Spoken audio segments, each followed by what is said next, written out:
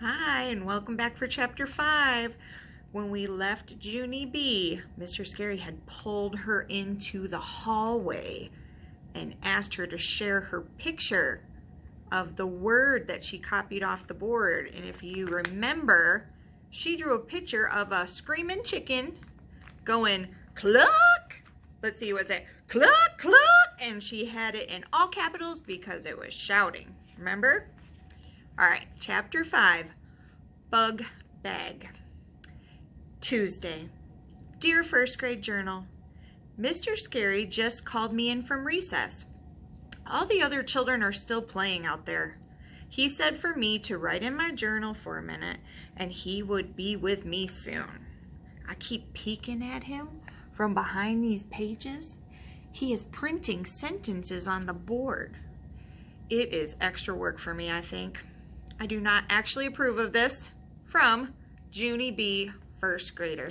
And again, I love how in the book she writes, they show how she's writing. I think that's cute.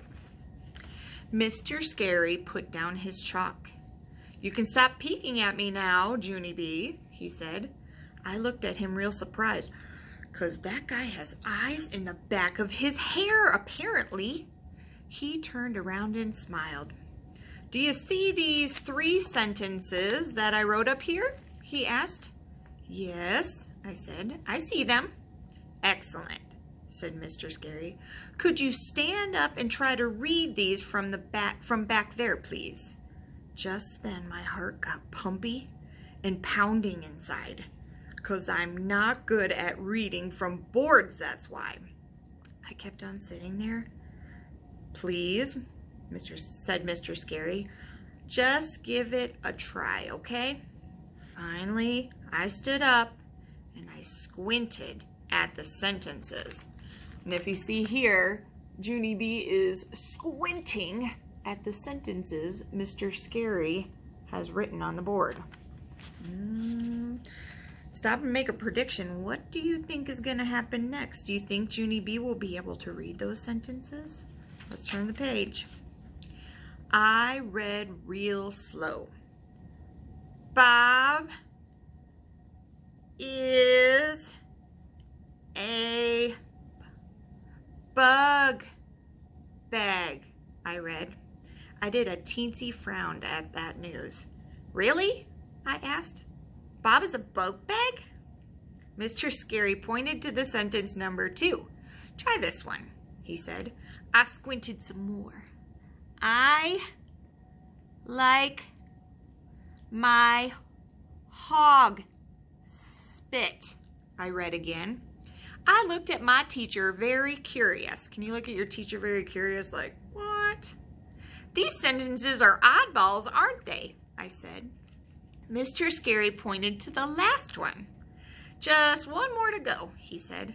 This time I stretched my neck and I strained my eyes.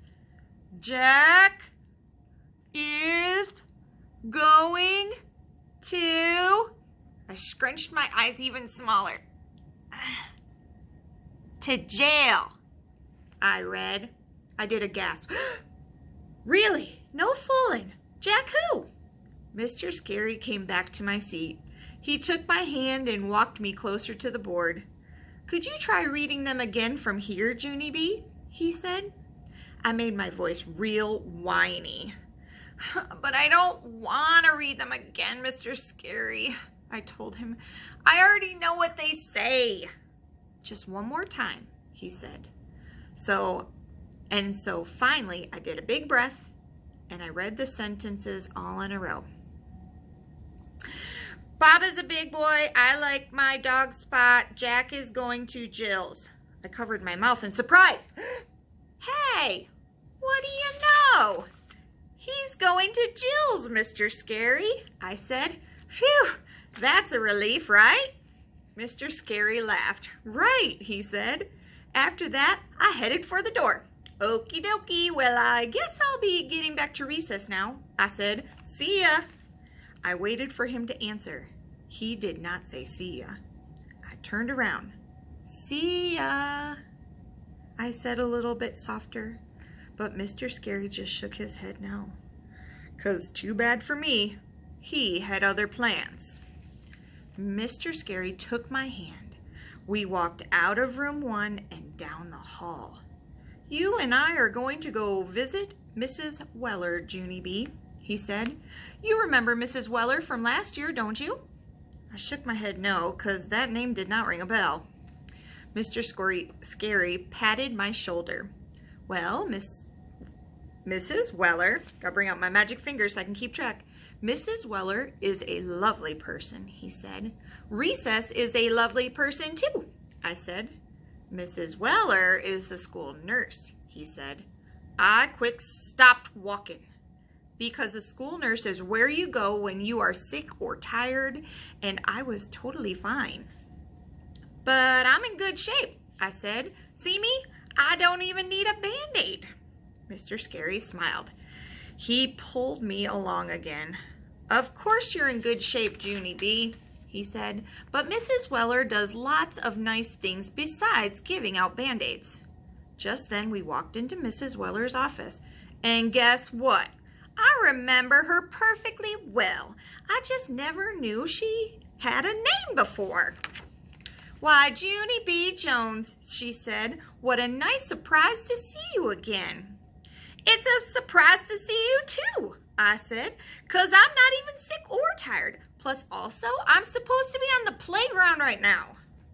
Mrs. Weller laughed out loud, only I didn't actually know why. After that, she and Mr. Scary whispered real quiet to each other. Then finally, Mr. Scary patted my shoulder. "I'm gonna leave you with Mrs. Weller for a while, Junie B," he said. "The two of you are going to play a game with her eye chart, okay?" All of a sudden, my stomach felt kind of jumpy, 'cause playing a game with the nurse did not sound fun. "No," I said inside my head, "not okay." Mr. Scary waved. "See you," he said. I watched him go. He did not say "see you back." I did not say "see you back." So Mr. Scary's like, "See you." And Junie B's like, and she did not say "see you back."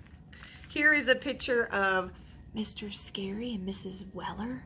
They're whispering, and Junie B's listening. And then we know that she's going to get left behind, missing her recess. If you were Junie B right now, what would you be feeling? First, would you be excited and happy that you missed your recess?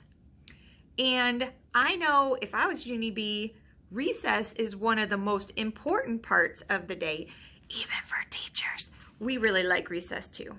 And if you're a kid, I know you like recess, because if you were in my class, you ask a lot, "When is recess?" So to miss it would be just terrible. But we got poor Junie B in the nurse's office, even though she's not sick or tired, and she's been left with the school nurse. You will have to wait for chapter 6.